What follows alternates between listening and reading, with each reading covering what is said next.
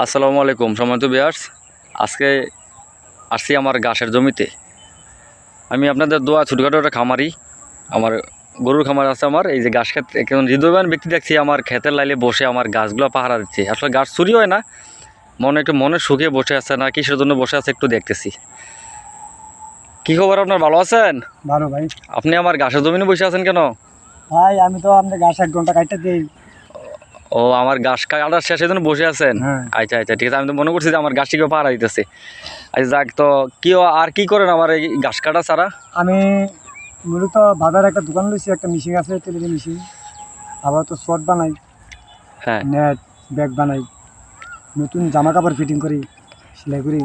কোন বাজার এটা? নতুন বাজার, সৈয়দপুর নতুন বাজার, পীরগঞ্জে নতুন বাজার, নিউ মার্কেটের উত্তর পাশে, ছুটিশালর কবস্থানের দক্ষিণ পাশে। দক্ষিণ পাশে। ইসবপুর যে সৈয়দপুর পীরগঞ্জ বাজার, সৈয়দপুর গরু বাজার, জি। গরু বাজারে। সম্মানিত ভিউয়ার্স, আপনারা শুনতে পারছেন, সৈয়দপুর নতুন বাজার। আসলে এই লোকটা, ওর বাড়ি হচ্ছে শিবপুর নিউ মার্কেটের পূর্ব পাশে। এখন বর্তমানে তার বসর বাড়ি হয়েছে সৈয়দপুর নতুন বাজারের পশ্চিম সাইডে, ইসবপুর সীমানায় পড়ছে। আসলে সে পাও নিয়ে ইঞ্জুরি, একদম প্রতিবন্ধী বললে চলে। সে অন্য কোনো কাজকর্ম করতে পারে না। কাজকর্ম না করতে পারলে তো বুঝুনি, বৈশা থাকলে মানুষ কত ধরনের কত কিছুই করে। না শরীর স্বাস্থ্য ভালো থাকে, না মন ভালো থাকে। অনেক সময় অনেক ধরনের শয়তানি বাজ দামে করে। তো সে এখন যার পরামর্শ হোক একটা দোকান নিছে সৈয়দপুর নতুন বাজারে।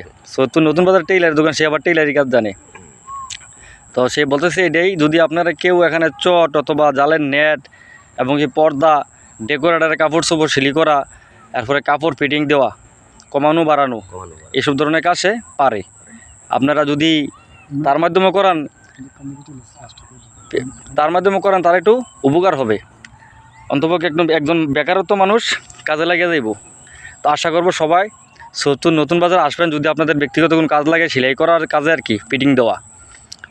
আবারও বলি, বড় বড় চট সেলাই করা, তারপরে আপনার ব্যাগ বানানো, তারপরে জালের যে নেট তৈরি করা হয় নেট, তারপরে যে পর্দা বানানো, তারপর ডেকোরেটারের কাপড় সব সেলাই করা, ছোটো বড়ো করা, তারপরে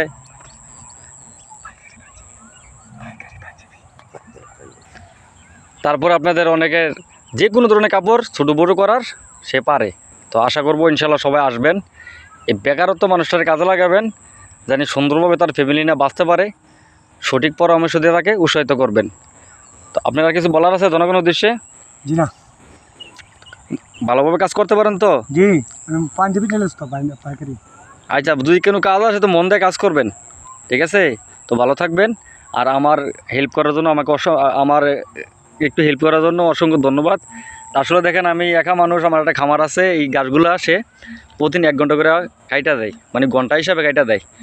তো টাকাটা বড় কথা না, সে আমাকে হেল্প করে, এটা আমার জন্য অনেক উপকার আসে। সে 1 ঘন্টা আমার জন্য অনেক কিছু। দোয়া করবেন সবাই, এর জন্য দোয়া করবেন, আল্লাহ জানি সহি সালামত একে হেদায়েত করে, আমাদেরকে হেদায়েত করে সঠিক রাস্তায় আসার তৌফিক দান করে। আমিন।